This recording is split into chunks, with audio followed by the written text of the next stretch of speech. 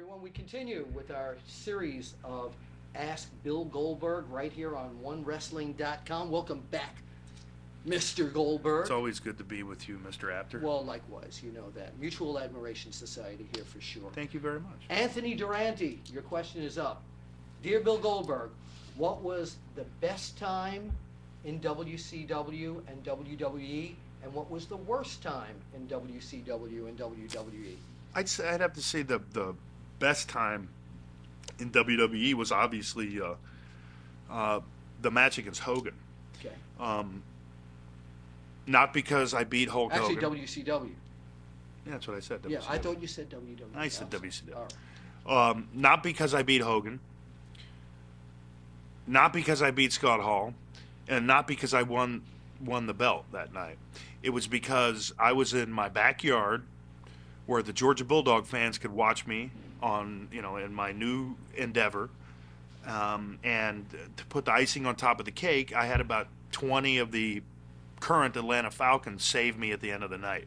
So for me, as a professional football player who had a really bad exodus from the NFL, it was called a little poetic justice that for that one night, all of those guys who were making millions and millions of dollars playing professional football wanted to be me. That's why. Okay. That was the best time at WCW. I'd say the worst time at WCW was obviously when the company was sold.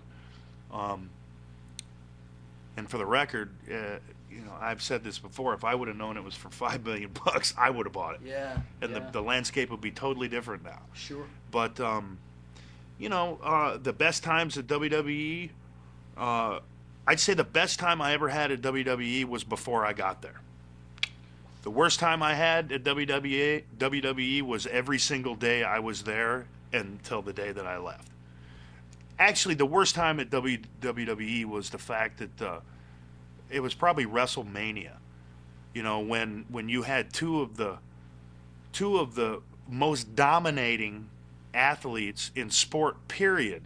You and Brock Lesnar. Myself and Brock Lesnar in the ring together, finally.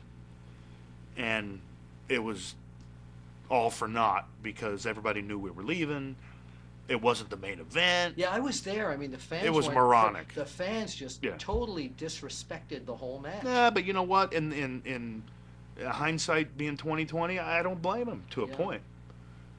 But it is what it is. But it was sad because Brock and I's last match, and it could have been something really big, and it wasn't. And hopefully that answers your question. Hey, just to tag on to that, do you talk to Brock Lesnar once in a while now that you're in MMA as a broadcaster? Brock and I are better friends than any of my other associates at in the wrestling business. I talk to Brock quite frequently. And do you discuss that night ever? Does it ever come up?